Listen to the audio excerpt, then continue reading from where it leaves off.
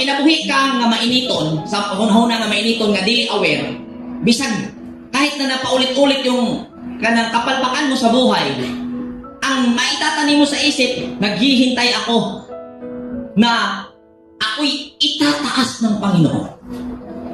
Yan yung iisipin mo. Sa kamalasan na darating sa buhay mo, iisipin mo, patuloy ka na namumuhay sa ganong karaanan at maging pangarap mo na itataas ka ng Panginoon. Dahil hindi ka aware na ikaw mismo ay tahanan ng Panginoon. So, ibig sabihin, kung ikaw ang tahanan ng Panginoon, ang pangarap mong itataas, hindi siya ang gagawa.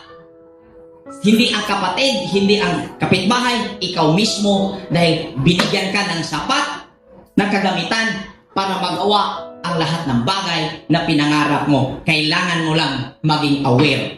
Hindi masama